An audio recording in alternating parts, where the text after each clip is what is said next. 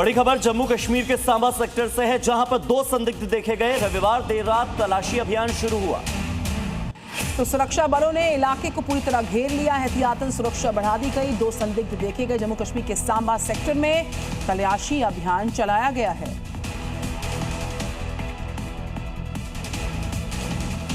जम्मू कश्मीर के सांबा में अंतर्राष्ट्रीय सीमा के पास पंगडौर इलाके में सुरक्षा बलों ने बड़े पैमाने पर सर्च ऑपरेशन चलाया। ये कार्रवाई तब शुरू की गई जब बीती रात 2 संदिग्धों के देखे जाने की सूचना मिली।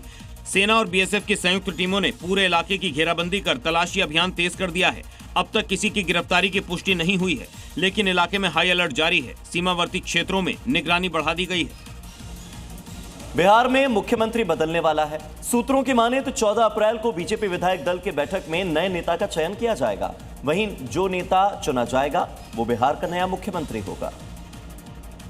बिहार में राजनीतिक हलचल अचानक बढ़ गई है। बीजेपी विधायक दल के नेता का चुनाव 14 अप्रैल को होगा। सूत्रों के मुताबिक कैबिनेट बैठक के बाद बीजेपी विधायक दल की बैठक होगी, जिसमें केंद्रीय मंत्री शिवराज सिंह चौहान मौजूद रहेंगे।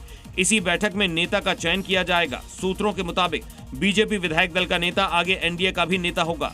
मुख्यमंत्री नीतीश कुमार के इस्तीफे के बाद नई सरकार के गठन की चर्चाएं तेज हो गई हैं। राजनीतिक गलियारों में सरगर्मियां बढ़ गई हैं। ये अगली खबर है मध्य प्रदेश के उज्जैन से, जहां पर महाकालेश्वर ज्योतिर्लिंग मंदिर में उस वक्त हड़कंप मचा जबकि एक व्यक्ति ने खुद को भारतीय प्रशासनिक सेवा का अधिकारी बता दिया। प्रवेश करने की कोशिश की इस परिसर में। साथ ही संदिग्ध गतिविधियों के चलते पुलिस ने जब उससे पूछताछ की तो उसकी जो फर्जी पहचान है वो सामने आई है, जिसके बाद पुलिस ने इसे गिरफ्तार कर लिया। आरोपी की पहचान दिल्ली निवासी अतुल कुमार के रूप में हुई है। वो खुद को सिविल एविएशन मंत्रालय में संयुक्त सचिव बताता था। बताया जा रहा है कि वो अपने परिवार के साथ महाकाल दर्शन के लिए उज्जैन आया था और इसी दौरान उसने अपनी पहचान छिपाकर खुद को बड़ा अधिकारी बताया। मंदिर परिसर में सुरक्षा जांच के दौरान जब उससे पहचान पत्र और आधिकारिक दस्तावेज मांगे गए तो वो संतोषजनक जवाब नहीं दे सका। संदिग्ध व्यवहार और दस्तावेजों में अनियमितता मिलने पर सुरक्षा कर्मियों ने उसे रोक लिया और इसके बाद पुलिस ने पूरे मामले की जांच की। खबर दिल्ली के बपरौला इलाके से, जहां पर दिल्ली पुलिस के स्पेशल सेल की काउंटर इंटेलिजेंस टीम और भाऊ गैंग के बदमाशों के बीच में एनकाउंटर हुआ है। 2 शूटर दीपक और अतुल गिरफ्तार किए गए। दोनों के पांव में गोली लगी। मौके से हथियारों की बरामदगी हुई है। भाऊ गैंग के बदमाश घेरे गए हैं। खबर दिल्ली से, 2 शूटर गिरफ्तार किए गए हैं। दिल्ली के बापरौला इलाके की खबर, दोनों ही शूटर्स के पैर में गोली लगी है। फिलहाल पुलिस उनसे पूछताछ कर रही है।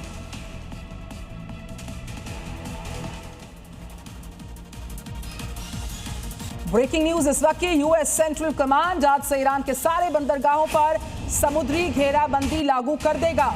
अरब सागर और ओमान की खाड़ी के पोर्ट इससे प्रभावित होने वाले हैं और जितने भी देश हैं सभी देशों के जहाजों पर समान नियम लागू होने वाले हैं। तो हॉर्मुज से गैर ईरानी पोर्ट जाने वाले जहाजों की आवाजाही बरकरार रहेगी। सारे देशों पर समान नियम लागू होंगे। अमेरिकी नौसेना ने समुद्र के बीचों बीच ताकत, तकनीक और अनुशासन का एक अनोखा प्रदर्शन किया। यूएसएस निमित्ज एयरक्राफ्ट की बात करें, इस एयरक्राफ्ट कैरियर ने इन दिनों वेस्टर्न हेमिस्फीयर में अपनी मौजूदगी को दर्ज करवाया है। विशाल फ्लाइट डेक पर तेज रफ्तार जेट ऑपरेशन, सटीक कोऑर्डिनेशन और हर पल की तैयारियों के साथ यूएसएस निमित्ज 24 घंटे मिशन के लिए तैयार है। #सदर्न सीज 2026 एक्सरसाइज के तहत ये युद्धपोत वेस्टर्न हेमिस्फीयर में सुरक्षा और सहयोग का संदेश दे रहा है। अमेरिकी नौसेना के साथ साथ साझेदार देशों की सेनाएं भी इस अभ्यास में हिस्सा ले रही हैं। साफ है, समुद्र में ये ताकत सिर्फ प्रदर्शन नहीं बल्कि राजनीतिक संदेश भी है। शांति वार्ता के टूटने पर अमेरिका ईरान पर हमले कर सकता है। अमेरिकी राष्ट्रपति डोनाल्ड ट्रंप ईरान पर हमले के संकेत दे रहे हैं। अमेरिका ईरान पर बड़ी एयर स्ट्राइक कर सकता है। अमेरिका सैन्य हमले और हॉर्मुज पर नाकेबंदी करेगा। पाकिस्तान में वार्ता नाकाम होने के बाद ये विकल्प सामने आया है। क्योंकि ईरान और अमेरिका के बीच हॉर्मुज ऑफ स्ट्रेट और न्यूक्लियर को लेकर डील फेल हो गई, जिसके बाद ट्रंप ने ऐलान किया कि हॉर्मुज में ब्लॉकेड तब तक रहेगा जब तक ईरान स्ट्रेट को सभी ट्रैफिक के लिए पूरी तरह खोल नहीं देता। इन धमकियों के बीच कुछ जहाजों को हॉर्मुज ऑफ स्ट्रेट पार करते देखा गया। ये जहाज कहां जा रहे हैं और किसको लेकर अभी कुछ जानकारी सामने नहीं आई है, लेकिन तस्वीरों में दिख रहा है कि कुछ जहाज हॉर्मुज से गुजर रहे हैं। हॉर्मुज स्ट्रेट को लेकर ब्रिटेन से इस वक्त की बड़ी खबर है कि नाकेबंदी में ब्रिटेन शामिल नहीं होगा। अमेरिका के साथ शामिल नहीं होगा ब्रिटेन। फ्रांस के साथ अलायंस बना रहा है यूके। ट्रंप ने नाकेबंदी का ऐलान किया हुआ है। ब्रिटेन का साथ चाह रहा था अमेरिका, और अमेरिका के साथ शामिल नहीं होगा ब्रिटेन। तनाव के बीच ट्रंप ने बड़ा ऐलान करते हुए कहा कि अब अमेरिका हॉर्मुज स्ट्रेट से किसी भी जहाज को आने जाने नहीं देगा, पूरी तरह से हॉर्मुज स्ट्रेट की नाकाबंदी करेगा। इसके साथ ही ट्रंप ने यह भी दावा किया कि ब्रिटेन हॉर्मुज स्ट्रेट में मदद के लिए माइन स्वीपर भेजने वाला है। लेकिन अब ब्रिटेन ने कहा कि वो फ्रांस और अपने सहयोगियों के साथ मिलकर फ्रीडम ऑफ नेविगेशन की रक्षा के लिए काम कर रहा है। इसके साथ ही ब्रिटेन ने यह भी कहा कि हॉर्मुज ऑफ स्ट्रेट पर टोल नहीं लगाया जाना चाहिए। बड़ी खबर यह है कि ईरान के राष्ट्रपति मसूद पेजेश्कियन ने समझौते को लेकर कहा कि अमेरिका पहले अपना दबाव वाला एक तरफा रवैया छोड़ दे। पेजेश्कियन ने कहा कि अमेरिका ईरानी जनता के अधिकारों का सम्मान करे तो समझौते का रास्ता जरूर निकल सकता है। अमेरिका को तानाशाही वाला रवैया छोड़ना होगा।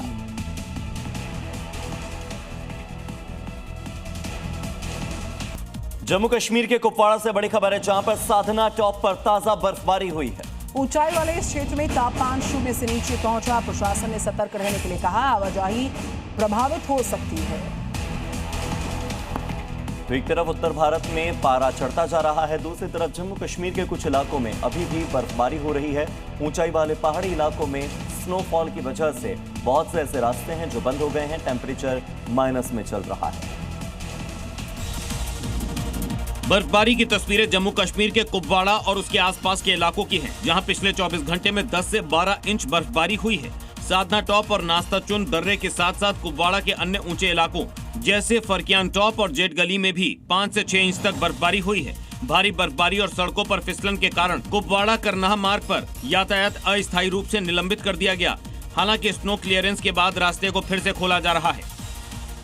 उत्तराखंड के केदारनाथ धाम में लगातार हो रही बर्फबारी ने पूरे इलाके को सफेद चादर से ढक दिया है और भारी बर्फबारी के चलते पूरा मंदिर परिसर और मंदिर परिसर के जो आसपास का क्षेत्र है वो पूरी तरह से बर्फ में ढका नजर आ रहा है। प्रशासन अब बर्फ हटाने के काम में जुटा हुआ है।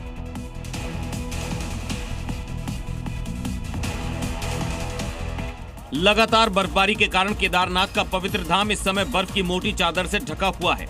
मंदिर परिसर और आसपास के इलाके पूरी तरह बर्फ की सफेद चादर से ढक चुके हैं। प्रशासन के लिए यात्रा मार्गों को साफ करना और व्यवस्थाओं को सुचारू रखना एक चुनौती बन गया है। रुद्रप्रयाग प्रशासन लगातार बर्फ हटाने और सेवाओं को दुरुस्त करने में जुटा है। 22 अप्रैल से शुरू हो रही केदारनाथ यात्रा के दौरान तीर्थ यात्रियों को किसी भी तरह की परेशानी का सामना न करना पड़े, लिहाजा बर्फ काटकर पैदल मार्ग बनाया जा रहा है। तो जम्मू कश्मीर के अखनूर से खबर है, जहां पर खबर आ रही है कि वहां पर एक ऐसा रूप नजर आ रहा है जिसको देखकर लोग दहशत में आए हैं। यहां पर पहली बार बवंडर यानी कि टॉर्नेडो देखने को मिला है। देखिए तस्वीरें। जानकारी के मुताबिक ये दुर्लभ मौसमी घटना शनिवार शाम की है, जब आसमान में अचानक तेज हवाओं के साथ धूल का बड़ा भंवर बन गया। करीब 10 मिनट तक सक्रिय रहा टॉर्नेडो खुले आसमान में तेजी से घूमता रहा, जिसका वीडियो सोशल मीडिया पर वायरल हो गया। लोग इस अनोखे नजारे को देखकर हैरान नजर आए।